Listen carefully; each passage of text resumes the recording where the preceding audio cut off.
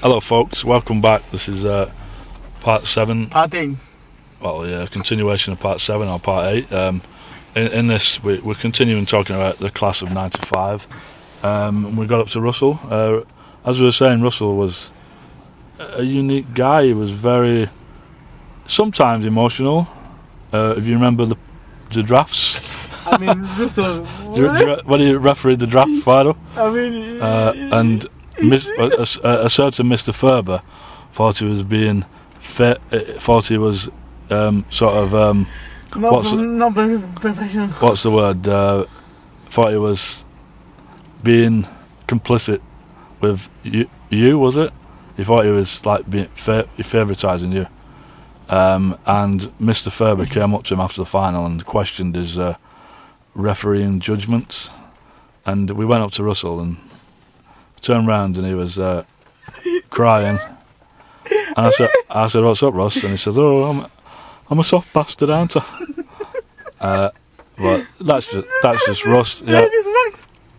Did I just smack him? I was joking. He had a soft side like we all do, but Russell, even though he had the extreme of a hard guy, he was a real soft guy inside. Yeah, he was one of the best. Yeah. And do you remember on like Friday afternoons when we'd be in the IT room? Oh yes. And we'd all have like they were mad days then. Oh my God. We all had a Royal Rumble. Like for anybody who don't know what a Royal Rumble is, it's like a wrestling event, free for all, going crazy. I think what it was just an outlet to let all our stresses and energy and frustrations out of the week, and we did it every week religiously for a year. Maybe over. So what we'd do is every Friday we used to fight like man. Yeah, we used to fight like crazy, and it was more evident in Russell because he didn't half let rip. What happened was we were in the IT room in the which was then situated in the far end of the building next to the maths room. And what Russell do? I mean, we look each other football thing now, and I think we each other football bought the roughness out of it. Yeah. And what we did was chose Russell. For one example, Russell had told Miyoshi Blue to open the door, and he'd take a run up in his wheelchair, and he'd be gaining momentum, and he would absolutely I know she was a fan of that. He slammed that door off its hinges nearly. And one time was it Andrew Cook nearly had his fingers in the door. Nah, it wasn't that. They lost their hand. Because the force at which that door shut at was unbelievable, and you could hear the bang at the other end of the school. Teachers didn't have a clue what was going on. I mean, we normally would stay back during the swim and hide we just hide in the toilets and just start fighting. Yeah, we'd have a fracas in the toilets. It was a good outlet of energy. Nah, I must admit, those times we would fight each other like mad. Yeah, but we all loved each other. We were all brothers. By Monday morning, we would all shake hands. That's it. Like a football match. Yeah. That's the thing. That's the thing. Even though we're all sons from different mothers. Shiblu was Andrew Cook's brother. He was. I doubt it. No, you were. We were all brothers. We're not blood brothers, but we were like brothers through the Park Dean connection. And even though you didn't get on with the likes of Andrew Cook all the time, you'd have done anything for him. Nah, Andrew Cook was. I remember one time when we were doing our exams, he usually go to one side reading books. Yeah, reading a book. I think he snapped the pencil in half, or a pen, whatever it was, and he stood up at the back of the room, started reading a book. And I just don't think he could. I don't think he could. It's not that he couldn't do the exam; he just couldn't. He didn't have the mental sort of capacity to take it all in and do it to its final. Andrew Cook was a decent human being who was very misunderstood. If you're watching Andrew, get in touch with him, mate. I would like to, I've not seen the chap since 1997. He did get bullied, not by me, which I don't think. I have to put that. By me, Russell. I have to put that disclaimer. By me, Stephen. Yeah, by Stephen Russell Turner, and she blew me a bully quite frequently on a weekly basis. No, everything coming in. Every day, yeah. One time, we'll tell you the story. One time, apparently, this allegedly, Andrew Crook. True story that. Andrew Crook was in the toilets with Stephen Lomax. No, Stephen Lomax and Andrew Crook were fighting. Yeah, Stephen Lomax and Andrew Crook were fighting. Shall I tell it? I'll let the narrator tell it. Go on. Well, one time it was an afternoon, yeah, and me and Russell we came in class and we saw Andrew Crook fighting with Stephen Lomax, right? And we just thought, oh my god, let's join in. So we joined in, right? Yeah. Yeah. And then we took him in toilet and tied him against the toilet seat. Tied what? We tied him against the toilet seat. Tied him up against the toilet seat. Yeah, but the thing is, he even have to tie his own hands. So yeah, He helped us. he had an hand in himself, tying himself up. Yeah, and then we left him there for the whole afternoon. So he left there, and he was just left there. And Yeah, but the thing is, he loved it. oh, he loved it. I mean, he must be a very submissive person by nature, anyway. But he loved it anyway. Then Stephen Lomax he claimed that Andrew Crook touched him. He did what? And Stephen Lomax claimed that Andrew Crook touched him up. What does the claim? That's what Stephen said to me, and forget that. Oh. Who's next I'm now? not privy to that. Yeah. Who's next now? Andy Lee's winning, and Andrew Lee's. Andrew Lee came into a class by default, really. Yeah, it was kind of all his class, which included Gavin Duncan, et al. They all kind of left, and Andrew Lee's kind of stayed on, and he was in our class. He didn't really know many of us because he was never in our class, obviously. But he was a good lad. He served. I mean, for example, me and him had a lot of competition.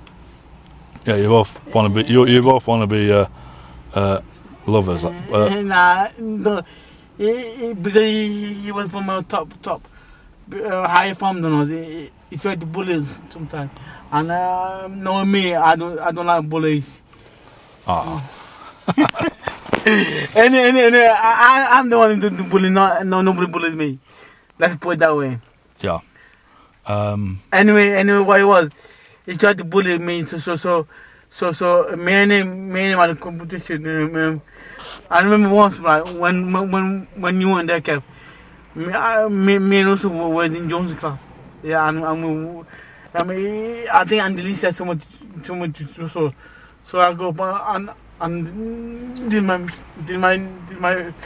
Nazim Ahmed problems. It's him boxing. Wait, did a combination on him? He did combination, but he wouldn't go down. So what it was, he caught me there. He caught me on my nose with a good point, yeah. Yeah. So I backed up and then came forward, and then and then did a knockout push. I still wouldn't go. So what I did then was grabbed the neck and nearly broke it. Bloody hell! And that's what you call. That's what you call trouble in special needs school paradise. No, big trouble in class 95. Yeah, and that's the thing as well. People just thought we were all innocent little children. Well, but we all had our own sort of sort of breaking points, and I mean after the fight, afterwards, Russell said, "Oh, you're scared now," and I mean. I wasn't gonna take no shit. I'm sorry, I wasn't gonna take no rubbish of him. And Russell wasn't in either, so he wasn't gonna say nothing. And I was just gonna stand back and hear it. Yeah. So I just wouldn't give him some couple of moves, and that's it. And oh, the light's gone off. We'll just get it back on, folks. I can't see Shibley here. Right, whip it on. Right, so. See, this is what happens when you have live TV. you get all these disturbances. Mm. Even the windscreen wipers going off. Yeah, so to sum Andrew Lee's up, good guy on the whole. We didn't really know him. Again, a bit of a peripheral character. I mean, if you watch me, yeah, we were kids then. Now we're grown men. I hope we move forward. I know I move forward. He'll move forward. So get in touch with me, yeah. Yeah, get in touch. Was Richard Verdaz? No, was he in our class? No. Oh, that's a shame, isn't it? What about Andrew Clegg? I know, the rich guy. I mean, Andrew Clegg, even though he had a speech problem, I could understand what he was saying. I don't know about you. Well, no, I couldn't. All I could understand was bird and wire. Yeah, that's it. That was his most famous quotation of his life. Yeah.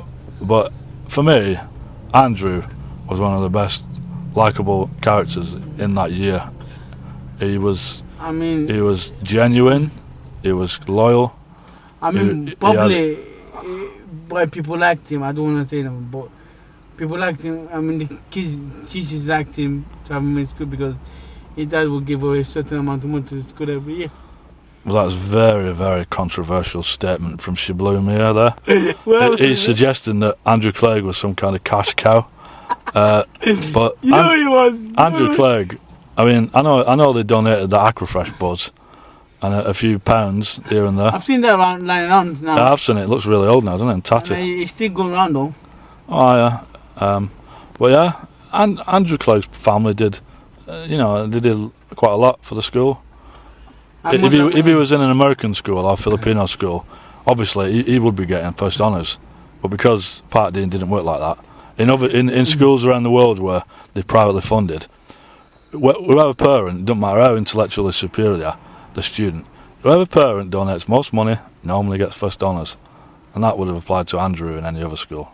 Well, let's move on to Yeah. So yeah, well, that's our. Now let's talk about the main man, Tony Jones, who taught us all. Have we missed anybody out? Oh, Sumbler.